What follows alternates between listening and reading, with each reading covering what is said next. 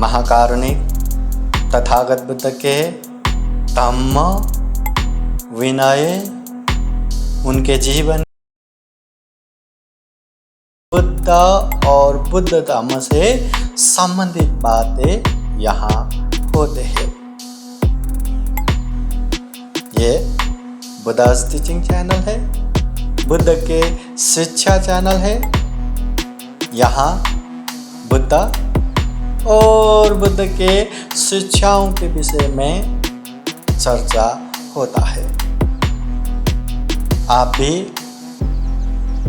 इस चैनल के माध्यम से खूब फायदा उठाएं और अपने परिवार, मित्रजन, बंधु बांधव को भी फायदा दिलाने के लिए सबको प्रसार करें बुद्ध के शिक्षाओं को, मानव कल्याणकारी उपदेशों को हम सब मिलके घर घर में पहुंचाए।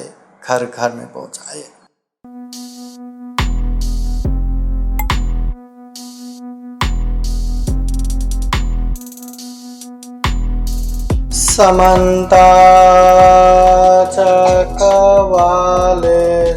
अत्र गच्छन्तु देवता सदामं मुनिराजः शृण्वन्तु सखमुखदम् धम्मश्रवणकालो अयं भदन्ता धम्मश्रवणकालो अयं भदन्ता धम्मश्रवणकालो अयं भदन्ता। नमो तस्स भगवतो अरहतो सम्मा सम्बुद्दस्स। नमो तस्स भगवतो अरहतो सम्मा सम्बुद्दस्स। नमो तस्स भगवतो अरहतो सम्मा सम्बुद्दस्स। महाकारुणिक तथागत भगवान बुद्ध को त्रिबार वंदना।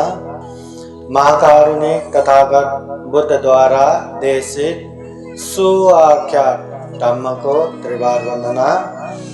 महाकारुणिक तथागत बुद्ध के सुप्रतिपन्न आर्य श्रावक संघ को त्रिबार वंदना।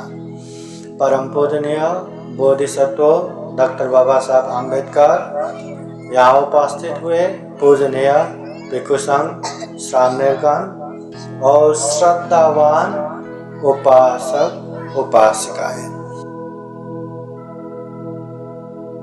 महाकारुणिक तथागत बुद्ध हमेशा बहुजन सुखाय के लिए उपदेश देते हैं। बुद्ध कहते हैं यो धम्मं पश्यति सो मं पश्यति। जो धम्म को देखेगा वो बुद्ध को देखे समान है। जिसको बुद्ध देखना है उसको धम्म देखना है। आप लोग बताइए, बुद्ध को देखना पसंद है कि नहीं? बुद्ध को देखना चाहते हैं कि नहीं?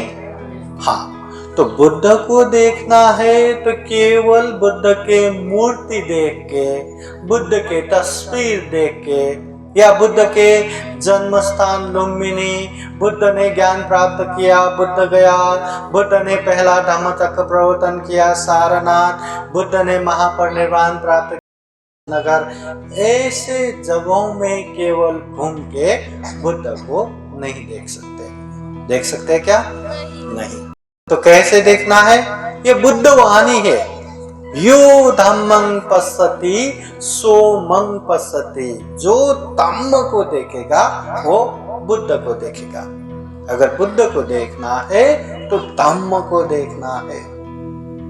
बुद्ध के समय में श्रावस्ती नगर में एक भिक्षु था, वक्कली ऐसे उपदेश सुनने के लिए आते। बुद्ध को देख देख के इतना प्रसन्न हो गया, केवल बुद्ध को देखने के लिए वो भिक्षु बन गया और बुद्ध के साथ रहने लगा। जब ऐसे धम्म देशना देते थे ना, सामने से बैठते थे और बुद्ध को देखते रहते थे। वाह वाह वाह वाह, बुद्ध कितना अच्छा है। बुद्ध बोलते हैं तो कितना अच्छा है, बुद्ध बैठते हैं तो कितना अच्छा है, बुद्ध उठते हैं तो कितना अच्छा है।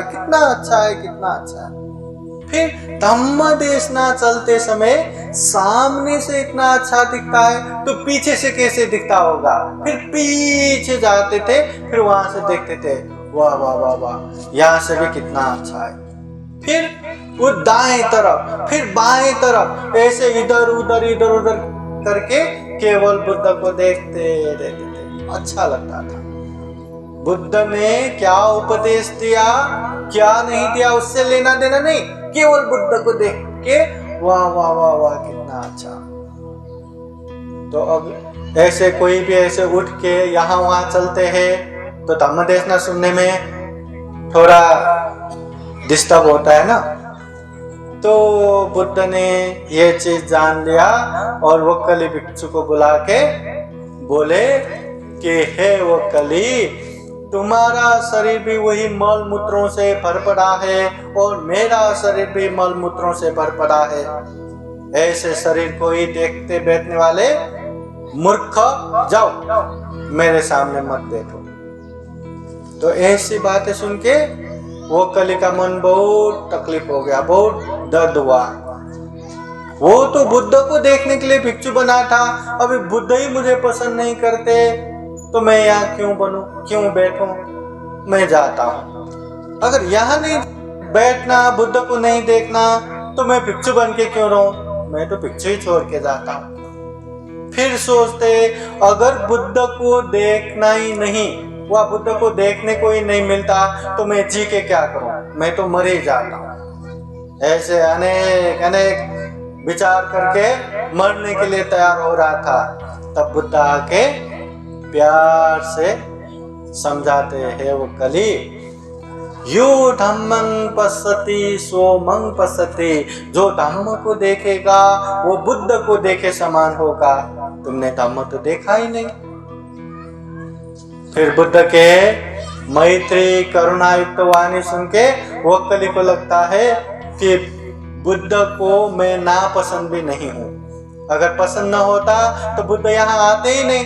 ठीक है, अभी मैं धम्म को देखता हूँ। फिर अच्छे से धम्म को देख के, धम्म को अभ्यास करके दुख से मुक्त हो गया वक्कली। सभी दुखों से मुक्त निर्वाण भी प्राप्त किया। इसलिए बुद्ध कहते हैं यो धम्मं पश्यति सो मं पश्यति। जो धम्म को देखेगा वो बुद्ध को देखेगा। अभी बुद्ध को देखना है कि नहीं, तो क्या देखना पड़ेगा, धम्म को अच्छे से समझना है। यो गिलानं उपत्थाति सोमं उपत्थाति। बुद्ध कहते हैं बीमारियों का सेवा करते हैं वो बुद्ध को सेवा करना समान होगा। बुद्ध को सेवा करना पसंद है कि नहीं? हाँ, तो बुद्ध को हम अभी सेवा कर सकते हैं क्योंकि बुद्ध तो है नहीं। केवल बुद्ध के मूर्ति या तस्वीरों को ही हम सजा सकते हैं, अच्छे कर सकते हैं, मगर बुद्ध को सेवा कर सकते हैं क्या? नहीं। अगर बुद्ध को सेवा करना चाहते हो तो जो बीमारी है, जो वृद्ध है, उन लोगों का सेवा करो, उन लोगों का दवा पानी का व्यवस्था करो, उन लोगों को अच्छे बनाने के लिए मैत्री करुणायुक्त व्यवहार करो।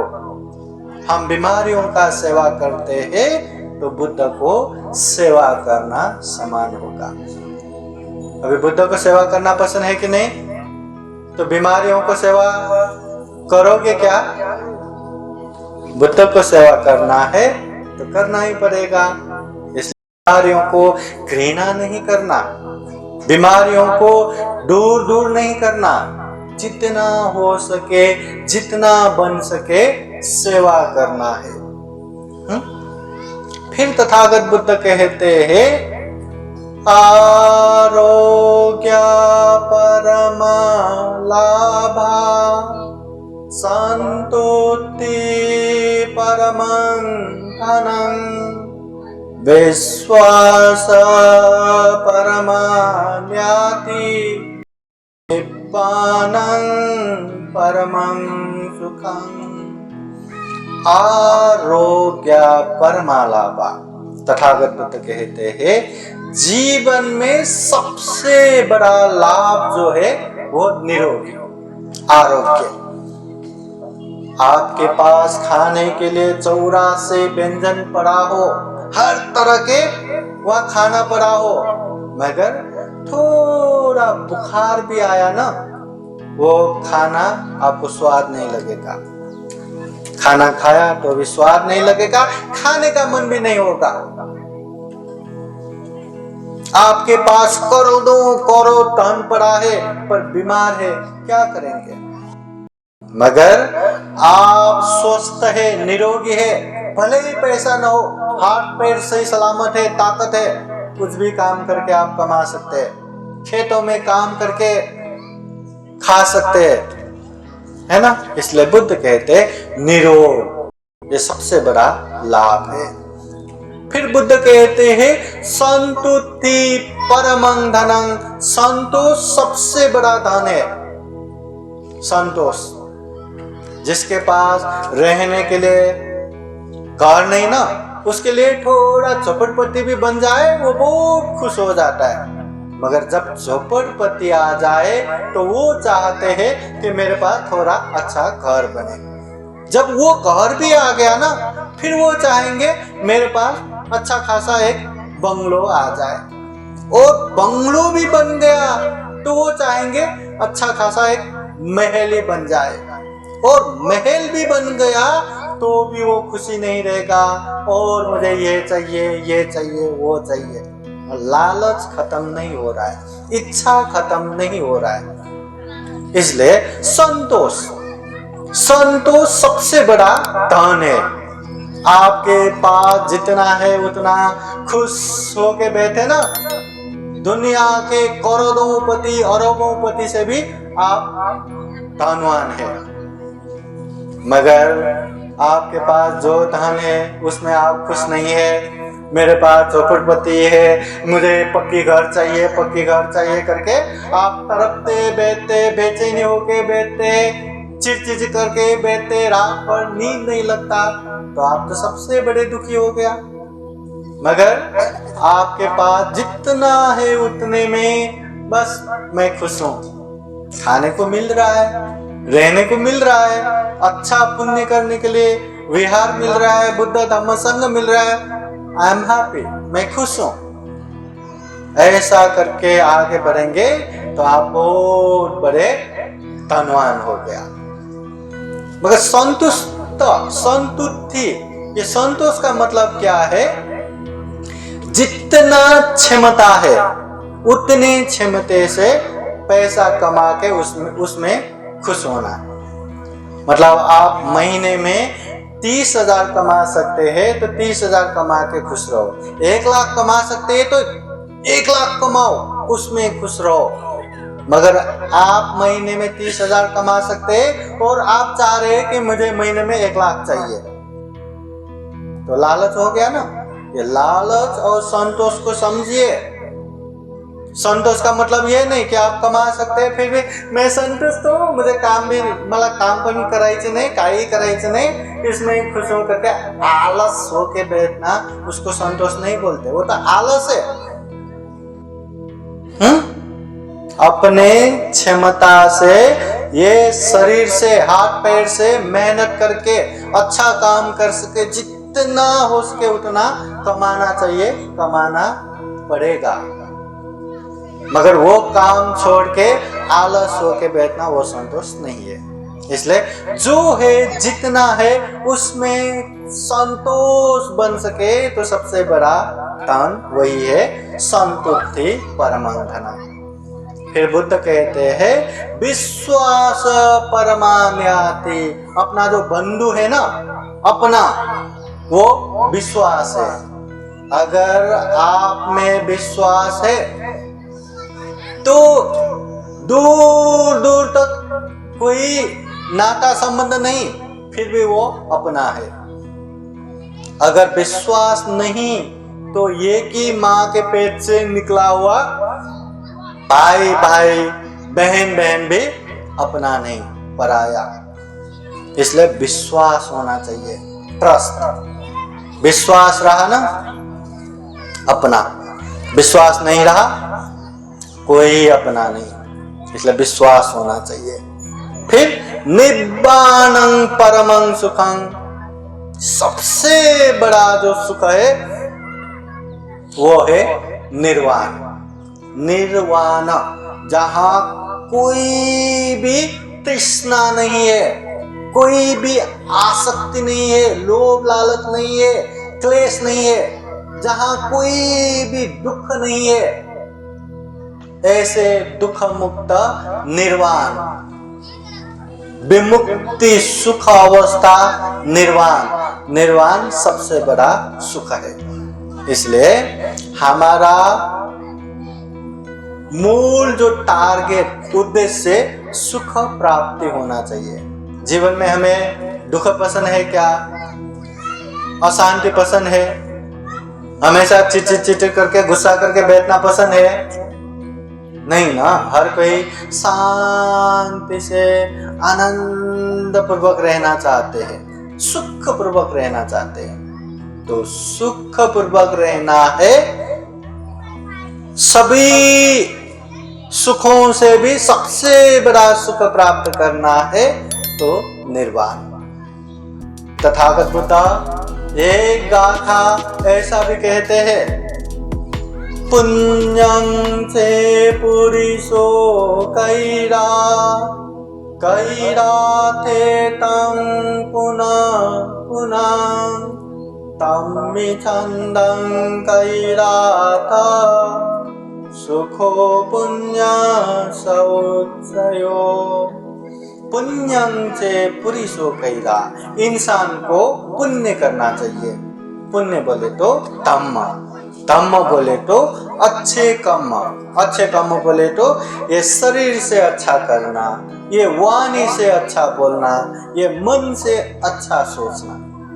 तो ऐसा पुण्य इंसानों को करना चाहिए। कैरा थे तंग पुनः पुनः, बार बार बारंबार करना चाहिए। एक बार किया ना बस हो गया, ऐसा करके नहीं बैठना चाहिए, बार बार बारंबार करना चाहिए।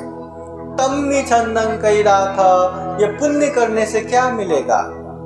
बुद्ध कहते हैं सुखो पुण्य शौचयो, उच्चतः के सुख मिलता है। ये वो सुख है जो आदि मध्य अंत तक हमारे सुख का कारण बनता है। मतलब प्रारंभ में भी सुख देता है, बीच में भी सुख देता है और अंत में भी सुख देता है। तो उसके लिए हमें पुण्य करना चाहिए, धम्म करना चाहिए।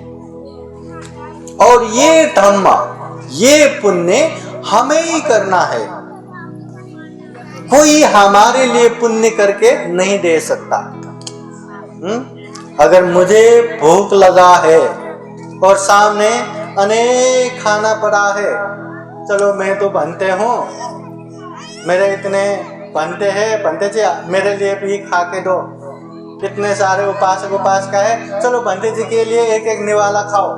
खा लिया, मेरा पेट भरेगा क्या? भरेगा नहीं। अगर पेट भरना है मुझे ही खाना पड़ेगा। अगर मुझे सुख चाहिए, मुझे शांति चाहिए, मुझे आनंद चाहिए, तो वो पुण्य भी मुझे ही करना है। इसलिए बुद्ध कहते हैं तुम में ही किच्चंगा तपं अखा बुद्ध केवल राह दिखाने वाले हैं, पथ प्रदर्शक है, मार्ग निर्देशक है, राह दिखाने वाले। चलना हमें ही है, समझे क्या? करना हमें ही है। बुद्ध केवल राह दिखाता है। जैसे हमें बुद्ध गया जाना है तो बुद्ध गया पाई पाई जाना तो ऐसे जाना है, ट्रेन से जाना है तो वैसे जाना है, ट्रैवल से जाना है तो वैसे जाना है, प्लेन से जाना है तो वैसे जाना है, सारा राह बता दिया। पर हम यहाँ अरे बुद्ध इतना अच्छा राह दिखाया करके बुद्ध का ही विजयसु करके बैठा, बुद्ध का ही जय जयकार करके बैठा, तो क्या बुद्ध तथास्तु करके हमें बुद्ध गया पहुंचा देगा? क्या पहुंचा देगा? नहीं। हमें बुद्ध गया की तरफ चलना चाहिए। भले ही हम फ्लाइट से न जाए, भले ही हम ट्रैवल से प्लेन से न जाए, मगर पाई पाई भी चलना शुरू किया ना, एक कदम आगे बढ़ाया, बुद्ध गया एक कदम नजदीक पहुंच गया। चलना तो शुरू करो।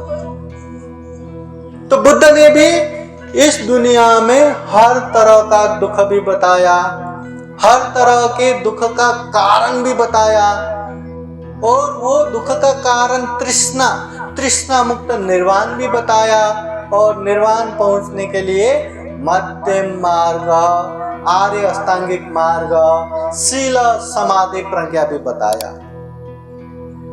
बुद्ध ने केवल बताया नहीं, बुद्ध खुद वो राह पे चल के दुख मुक्त हो गया, निर्वाण प्राप्त हो गया, सम्यक संबुद्ध बन गया। और बुद्ध के वो उपदेश सुन के हजारों, लाखों, करोड़ों लोगों ने वो निर्वाण प्राप्त किया। तो वही बातें हमें बताया।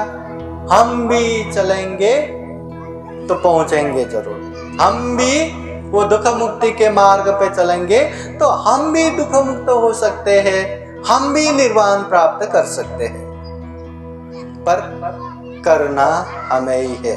केवल तथागत बुद्ध का स्मरण करके, स्तुति करके, वंदना करके, पूजा करके बुद्ध हमें निर्वाण पहुंचाने वाला नहीं है। संभव है क्या? क्या बुद्ध हमें तथास्तु करके वरदान देगा? नहीं। अभी दूसरी बात क्या बताए, यहाँ पे कुछ चीज मेरे हाथ पे पड़ा है, दिखाई दे रहे? हाँ, अभी ये ऐसे टूट गया, गिर गया, है ना? अभी ये मेरे हाथ में चाहिए, तो मैं बनते हूँ कि हाथ ये अपने हाथ से उठा के बैठूं, मैं यहाँ पे पूजा करना चालू करूंगा। नमो तस्सा भगवतो अरहतो सम्मा सम्बुद्धस्सा, नमो तस्सा भगवतो अरहतो सम्मा सम्बुद्धस्सा। हे भगवान, ये मेरे हाथ में आए, ये मेरे हाथ में आए। आ गया क्या? नहीं। चलो अभी मुझे परित्राण भी आता है। एवं मैं सुतंग एकं समयं भगवा सावत्यं विहरति जेतवने अनाथ पिंडिकसारामे अथको अन्यतरा देवता अभिकंताय रत्याय। भगवान ये मेरे हाथ में आया, ये मेरे हाथ में आए। आ गया क्या? आप बताइए, अगर मैं ऐसा पूजा करता रहूं तो कितने समय के बाद ये मेरे हाथ में आएगा? कितने समय लगेगा? हाँ, नहीं आएगा, हाथ में नहीं आएगा। या मैं परित्राण कर करके, पूजा कर करके इतना मन समाधि में गया और मुझ में चमत्कारिक शक्ति प्राप्त हो गया, रिद्धि शक्ति प्राप्त हो गया, हो सकता है। मगर ये गिरा हुआ चीज मेरे हाथ में चाहिए। गिनती गिनो, कितना? 1 2। अरे 2 सेकेंड में मेरे हाथ में आ गया, फक्त 2 सेकेंड। और वो 2 सेकेंड के लिए हम जिंदगी भर नमो तस्सा भगवतो अरहतो सम्मा सम्बुद्धस्सा, बुद्धं शरणं गच्छामि, धम्मं शरणं गच्छामि, संघं शरणं गच्छामि करके स्तुति करके, पूजा करके, अर्चना करके बैठेंगे। आएगा क्या हाथ में? इतना सीधा, इतना सरल बात तथागत बुद्ध ने बताया है। जीवन में सुख चाहिए, जीवन में शांति चाहिए, जीवन में आनंद चाहिए, तो पुण्य करो, धम्म करो। पुण्य धम्म दानं ददन्तु सद्दाय, श्रद्धा पूर्वक दान दो। शीलं रखन्तु सबदा, ऐसा पालन करो। भावना भिड़ता होन्तु, ध्यान भावना हमेशा करो। श्रद्धा से दान देना है। ये जो शील, 5 शील हमेशा पालन करना है और ध्यान भावना करते जाना है, करते जाना है। ये हमें करना है, तब जाके हमें सुख मिलेगा, शांति मिलेगा, आनंद मिलेगा। केवल ये सारा चीज समझ के, बुद्ध को नमस्कार करके, बुद्ध का वंदना करके, सुबह शाम बुद्धं शरणं गच्छामि, धम्मं शरणं गच्छामि, संघं शरणं गच्छामि कर कहते कहते, वंदना करते करते भी हमें वो सुख मिलने वाला नहीं है। समझ में आया क्या? करना है। इसलिए बुद्ध कहते तुम में ही किच्चंग आतपन, करना तुम्हें ही है, करना हमें ही है। अक्खा तारो तथागता, बुद्ध केवल राह दिखाने वाला है। बुद्ध ने कभी अपने आप को मुक्तिदाता नहीं बोला है कि मेरी आराधना करो, मेरी पूजा करो, मैं तुम लोगों को मोक्ष दूंगा। ऐसा कभी भी कहीं भी किसी को भी नहीं बताया है।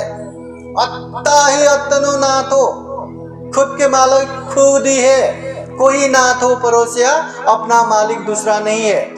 आप लोगों को सुख पसंद है, सुख होने वाला काम करो। आप लोगों को दुख पसंद है, दुख होने वाला काम करो। आप लोग स्वतंत्र हो। जो सुख चाहते हैं, जो शांति चाहते हैं, वो बुद्ध के तरफ जाएंगे, बुद्ध के उपदेश सुनेंगे, बुद्ध के उपदेशों को पालन करेंगे और सुख प्राप्ति करेगा, शांति प्राप्त करेगा। और जिसको लगता है नहीं मुझे सुख ना भी रहा तो चलेगा, चिड़चिड़ा भी ठीक है, गुस्सा भी ठीक है, हाँ, अशांति भी ठीक है, ऐसे लगता है तो कुछ भी करो, स्वतंत्र हो। खुद के मालिक खुद ही है। अभी यहाँ जो कार्यक्रम हुआ ना, आप लोगों को जबरदस्ती यहाँ बिठाया क्या? हाँ, चलो बिठाया, जबरदस्ती बिठाया। आप लोगों को यहाँ बिठाया, ये कार्यक्रम में बिठाया, ये पुण्य है कि पाप है? पुण्य है। हाँ, आप लोगों को जबरदस्ती यहाँ बिठाया, पुण्य में बिठाया, मगर वो पुण्य करना है, पाप करना है आप लोगों के हाथ में।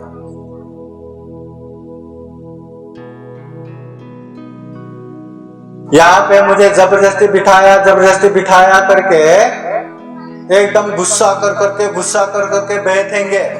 धम्म देशना हो रहा है, फिर भी एकदम गुस्सा कर करके कब ये खत्म होगा, कब मैं खाना खाऊं और चले जाऊं, ऐसा करके बैठेंगे। तो आप बताइए वो धम्म हुआ क्या?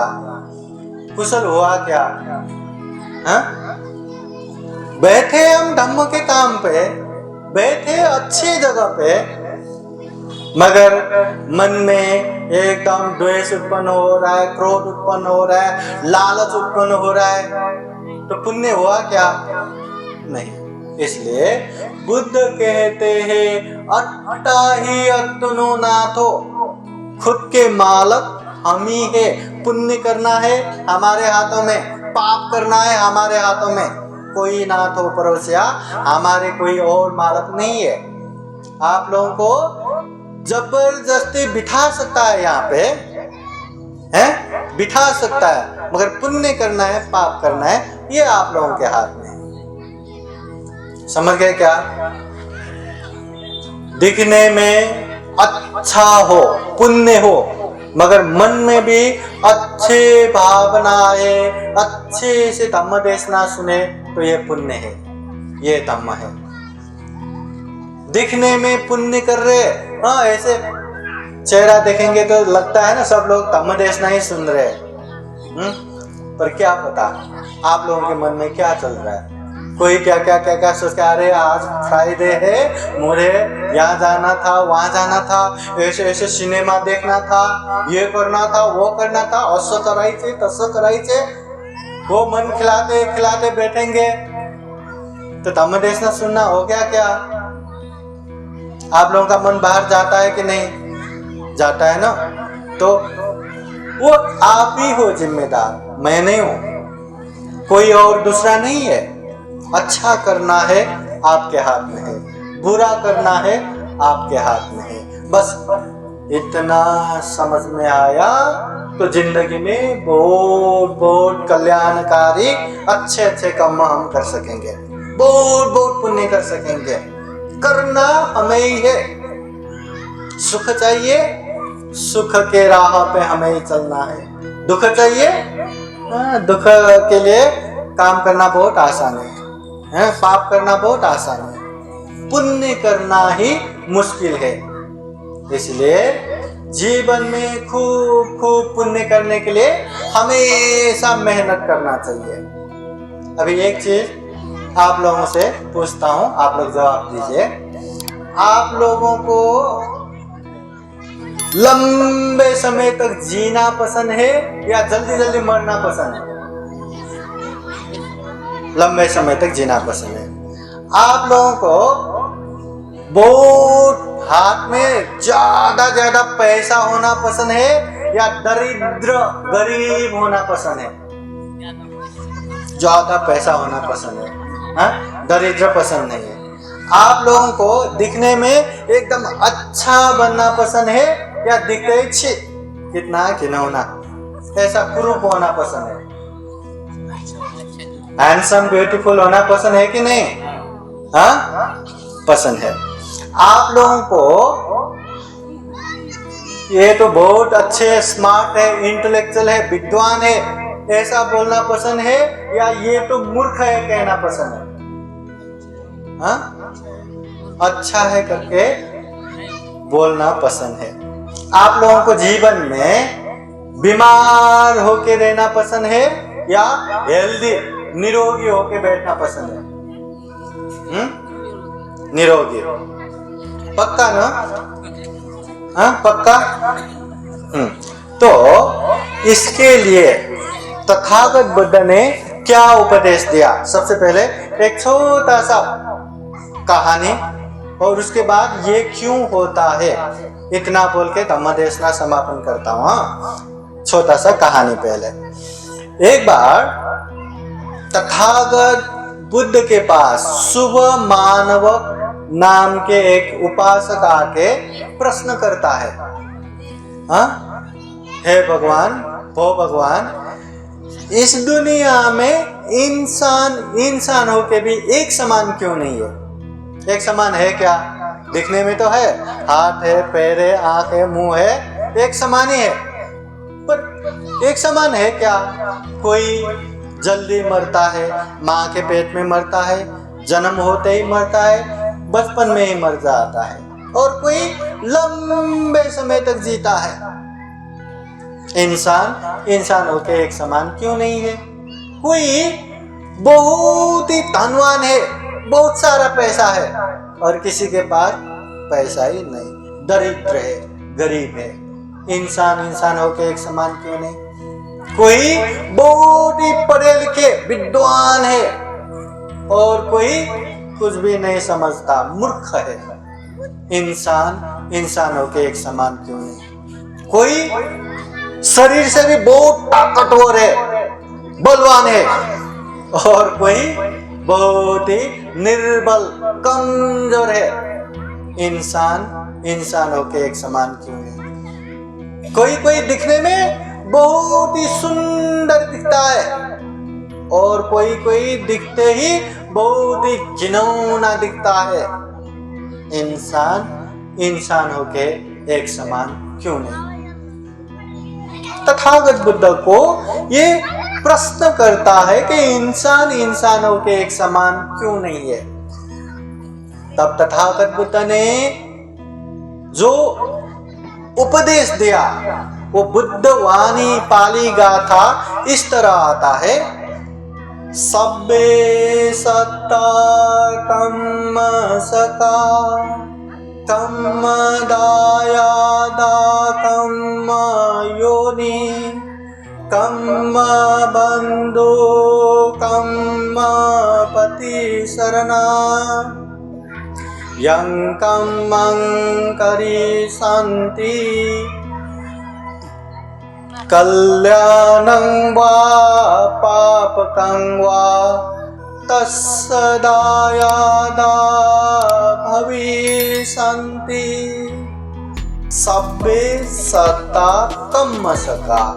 ये इंसान होके जो एक समान नहीं हो रहा है, इसकी सारी वजह अपना अपना कर्म है। कर्म बोले तो काम बोले तो जो हम शरीर से करते हैं, जो हम वाणी से बोलते हैं, जो हम मन से सोचते हैं, अपने अपने कर्म की वजह से ही ये सारा हुआ है। कोई पैसे वाला बना है तो उसके कर्म है, कोई गरीब बना है तो भी उसका कर्म है, कोई अच्छे दिखते हैं तो वो भी उसका कर्म है, कोई बुरी दिखती है तो वो भी उसका कर्म है, कोई पढ़े लिखे विद्वान बनते हैं तो भी उसका कर्म है, कोई अनपढ़ या मूर्ख बनते हैं तो भी वो उसका कर्म है। जो भी हो रहा है सब अपना अपना कर्म की वजह से। कर्म दायादा, जैसे माता पिता के संतान का अंश लगता है ना, हिस्सा मिलता है, वैसे ही कर्म का हम अंशीदार है। जो हम कर्म करके आया है उसका भागीदार हम ही है। हमने पहले अच्छा करके आया, अभी अच्छा हो रहा है, अभी अच्छा करेंगे तो बाद में भी अच्छा होगा।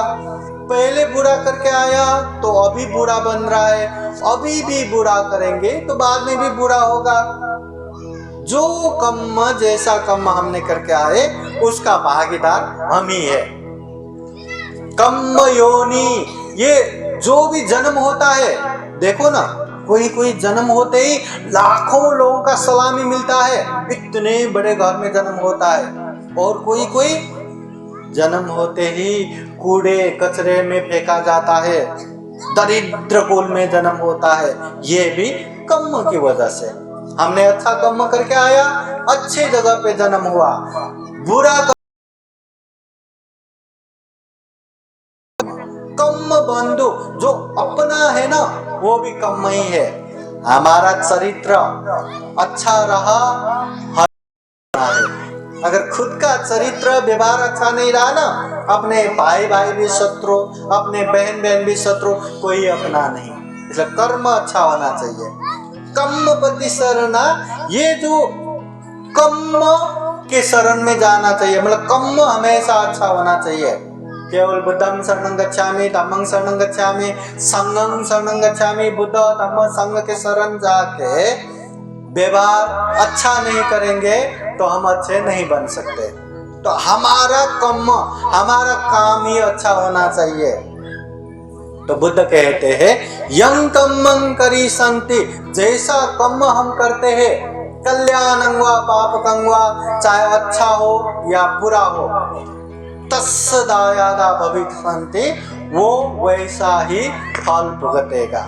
जो अच्छा करता है उसको अच्छा फल आता है, जो बुरा करता है उसको बुरा ही फल आता है। मतलब जो अच्छे से दे दे वो अपना कर्म है अच्छा, जो बुरे मुश्किल से दे दे वो अपना कर्म है बुरा। इसलिए पहले क्या हुआ, पहले क्या करके आए, वो हम चेंज नहीं कर सकते, उसको हम नहीं बदल सकते, मगर ये वर्तमान समय हमारे हाथ में है। हम चाहे तो ये समय बदल सकते हैं। हम यहाँ बैठे बैठे पुण्य भी कर सकते हैं, पाप भी कर सकते हैं, अच्छे भी कर सकते हैं, बुरे भी कर सकते हैं। अच्छे जगह पे बैठे हैं, बुद्ध बाबा साहब पूजने भिक्षु संघ और भिक्षु संघ का उपदेश, ओहो मेरे भाग्य करके अच्छे से प्रसन्न होके श्रद्धा चित्त से धम्म देशना सुनेंगे तो न जाने कितना कितना पुण्य मिलेगा।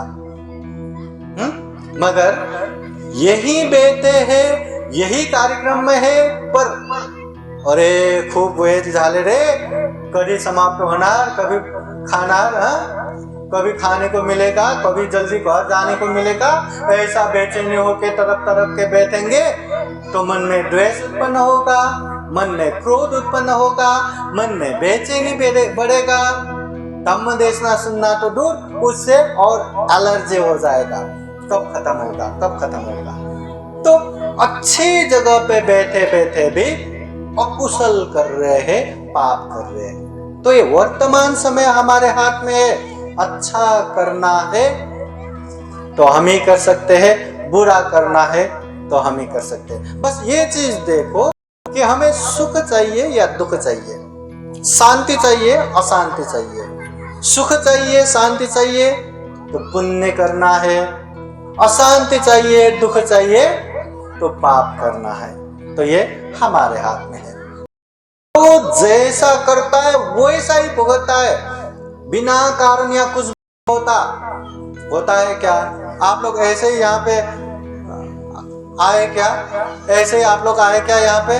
नहीं, कार्यक्रम रखा है, ये वर्धापन है, जयंती है, पूजने भिक्षु संघ निमंत्रित है, तब जाके आप लोग आए। बिना कारण कोई भी यहाँ नहीं आए। वैसे ही बिना कारण यहाँ कुछ भी नहीं होता। इसलिए कोई भी यहाँ जन्म से बड़ा भी नहीं होता, जन्म से छोटा भी नहीं होता, जन्म से धनवान भी नहीं होता, जन्म से गरीब भी नहीं होता, जन्म से डॉक्टर इंजीनियर पैदा नहीं होता, जन्म से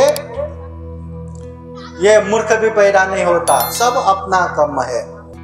संक्षिप्त में बताता हूं कि इस दुनिया में, ये तथागत के उपदेश, इस दुनिया में ये अल्पायु क्यों होते हैं, दीर्घायु क्यों होते हैं? इंसान या प्राणी जल्दी क्यों मरते हैं और लंबे समय तक क्यों जीते हैं? तथागत बुद्ध कहते हैं, जो दूसरे प्राणियों को दुख देता है, हिंसा करता है, मारता है, ऐसे लोगों का जीवन अल्पायु होता है। और जो प्राणियों को हिंसा नहीं करता, मैत्री करुणा रखता है, उन लोगों की जिंदगी लंबे हो जाते हैं। तो हमने भी मैत्री करुणा किया होगा, इसलिए हम अभी तक जिंदा है। और मैत्री करुणा करेंगे तो और लंबी समय तक जिएंगे। समझ में आए क्या? हाँ, तो वैसे ही तथागत बुद्ध फिर कहते हैं, कोई ज्यादा ही बीमार क्यों होते हैं और कोई निरोग क्यों बनते हैं? तो बुद्ध कहते हैं, जो इंसान मतलब चेतना से मैं उसको दुख दूंगा ही, वो मुझे पसंद ही नहीं है, मैं उसको ऐसा दुख दूंगा, ऐसा कष्ट दूंगा करके दुख देता है, कष्ट देता है, ऐसे लोग ज्यादा बीमार होता है। जो दूसरों को दुख देता है, शोषण करता है, ऐसे लोग ज्यादा बीमार पड़ते हैं। और जो दूसरों को दुख कष्ट नहीं देता, हमेशा सबका मंगल हो, कल्याण हो सोचता है, ऐसे लोगों का शरीर स्वस्थ रहता है। तो हमें बीमार पड़ना है या निरोगी होना है? निरोग होना है तो दूसरों को दुख कष्ट देना नहीं, द्यायचं नहीं। हाँ, फिर तथागत बुद्ध कहते हैं, कोई दिखने में बहुत ही सुंदर दिखता है, जो कहते हैं ना, वाह कितना हैंडसम है, कितना ब्यूटीफुल है, और कोई दिखने में है कितना अगली, कितना कुरूप है, कितना दुर्वर्ण है। इस दुनिया में ऐसे बहुत सारे लोग हैं। हाँ, तो इसका कारण क्या है? तो बुद्ध कहते हैं, जो इंसान हमेशा चिड़चिड़ करता है, गुस्सा करता है, ऐसे लोग कुरूप दिखता है, घिनौना दिखता है। और जो चिड़चिड़ नहीं करता, जो गुस्सा नहीं करता, हमेशा शांति से लेता है, वो लोग सुंदर दिखता है। अब सुंदर होना है ना, होना है ना, तो चिड़चिड़ करायचे नहीं।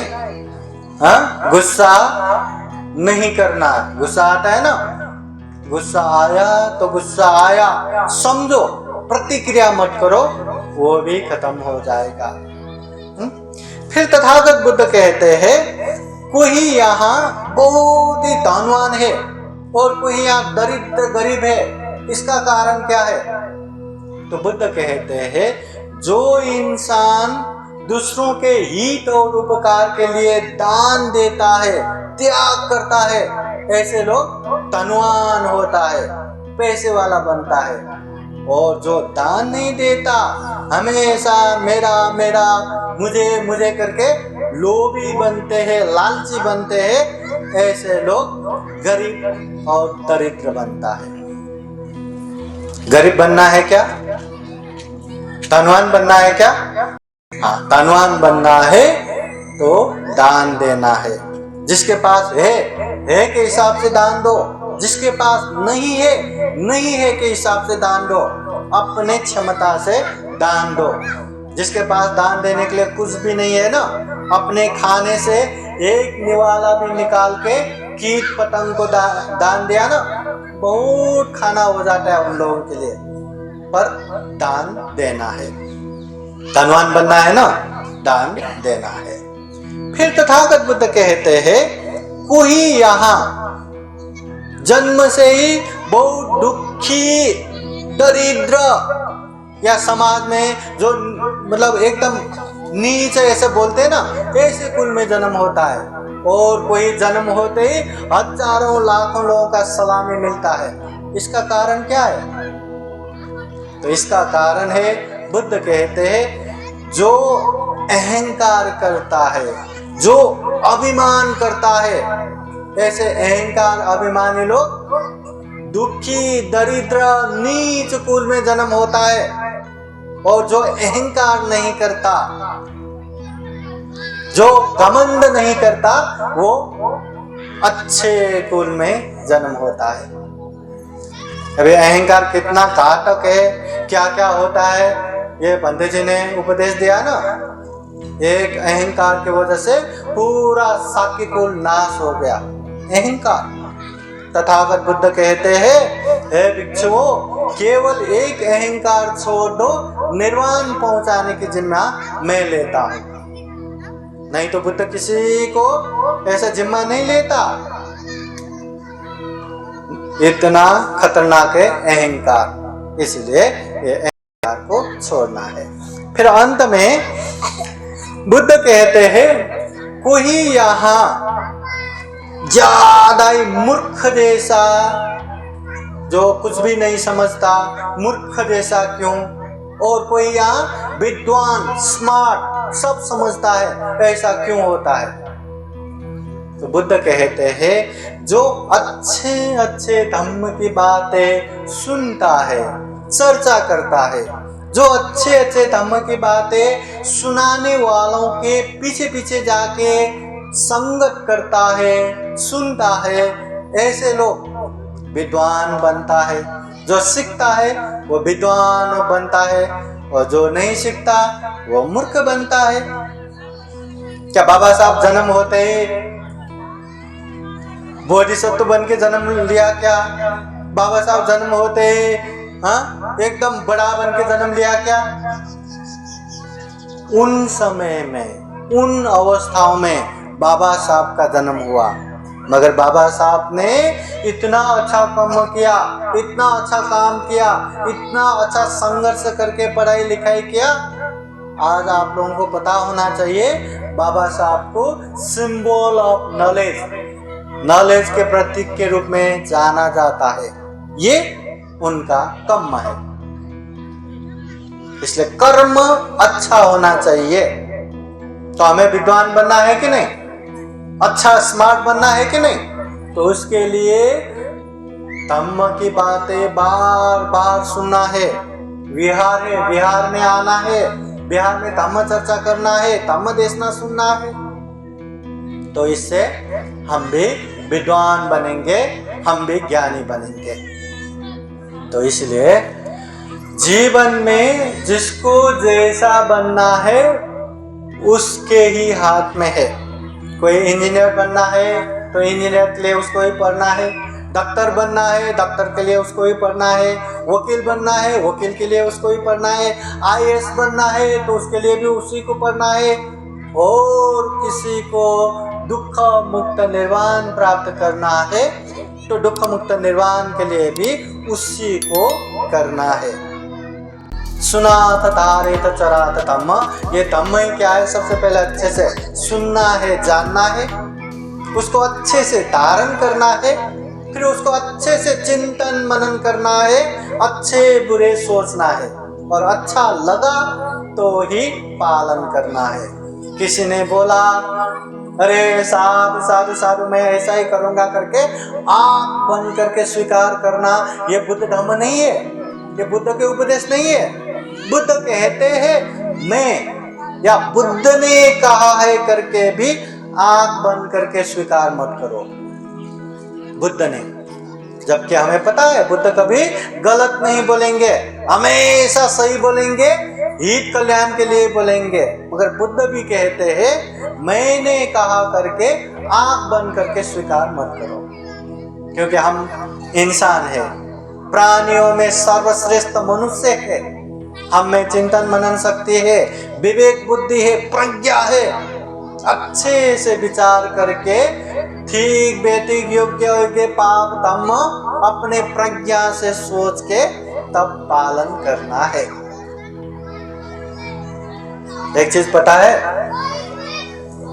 ये स्कूल में पढ़ने वाले विद्यार्थी जो फाइनल एग्जाम देता है ना, फाइनल एग्जाम में फेल हो गया तो उसके लिए बड़ी बात हो गया कि नहीं? क्योंकि एक साल उसका लॉस तो हो गया, बहुत दुख की बात है, पर इतना भी दुख की बात नहीं है, वो फिर से एग्जाम दे सकता है।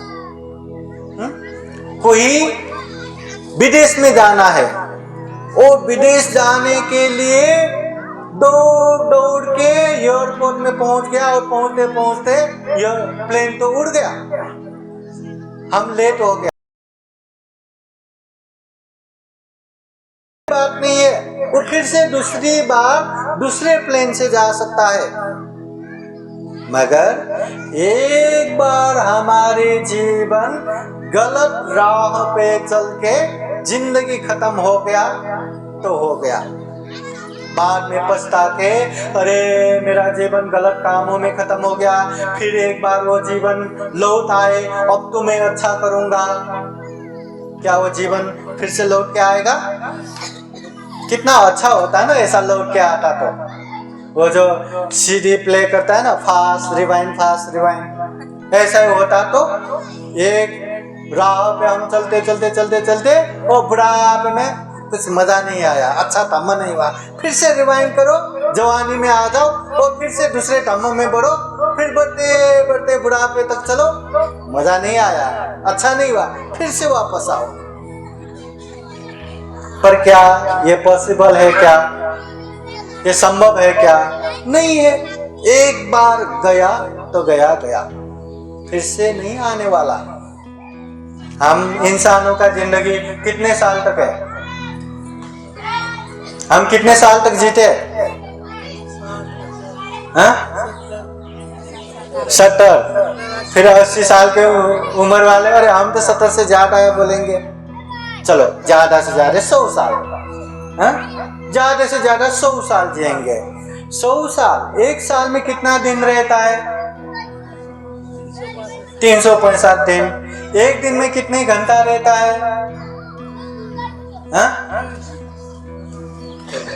24 घंटा। एक घंटे में कितने मिनट रहता है? 7 मिनट। एक मिनट में कितना सेकंड रहता है? 7 सेकंड। और ये जो सेकंड है ना, 1 2 3 4 5 6, ये जो है ना, ये गिनती हमारा ऐसे मिटता जा रहा है, मिटता जा रहा है, मिटता जा रहा है। ये जो 1 2 3 4 मैंने गिना ना, वो पल हमारे जीवन में वापस आने वाला नहीं है। एक बार मिट गया तो मिट गया, फिर से वापस आने वाला नहीं है। इसलिए बहुत सोच समझ के अच्छे बुरे की पहचान करके अच्छे मार्ग में ही आगे बढ़ना है, अच्छे कर्म ही करना है। ये जीवन बहुत ही दुर्लभ है, बहुत ही अमूल्य है, बहुत ही सर्वश्रेष्ठ है। इसलिए ये जीवन में ज्यादा से ज्यादा पुण्य कर सके, ज्यादा से ज्यादा धर्म कर सके, दुर्लभ अमूल्य सर्वश्रेष्ठ जीवन को सफल बना सके, सार्थक बना सके। फिर एक बार तथागत बुद्ध के उपदेश को अच्छे से जाने, समझे और उसको पालन करके जीवन सुख शांतमय बना सके, दुख मुक्त निर्वाण प्राप्त कर सके, ऐसी कामना करते हुए ये धम्म देशना यही समापन करता हूँ। सब लोग एक बार हाथ जोड़ के बैठिए, सबको आशीर्वाद देते हैं। सवेतयो विवाजन्तु सब्बरोगो विनाशतु माते भवतु अन्तरायो सुखी दीर्घायुको भव भवतु सर्वमङ्गलं रक्षन्तु सर्वदेवता सर्वबुद्धानुभावेन सदा सोते भवन्तु ते भवतु सर्वमङ्गलं रक्षन्तु सर्वदेवता सर्वधर्मानुभावेन सदा सोते भवन्तु ते भवतु सर्वमङ्गलं रक्षन्तु सर्वदेवता सर्वसङ्गानुभावेन सदा सोते भवन्तु ते ऐच्छितां वाचितां तुय्यं दीपमेव समेधतो सपे पुरन्तु चेतसां कल्पा छन्दोपन्नरसो यथा आयु आरोग्ये सम्पाते सर्ग सम्पातिमेव च अतो निब्बान सम्पत्ति इमिनाते समेधतो। साधु साधु साधु। बुद्धं नमामि, बुद्ध को नमन करता हूँ। धम्मं नमामि, धम्म को नमन करता हूँ। संघं नमामि, संघ को नमन करता हूँ।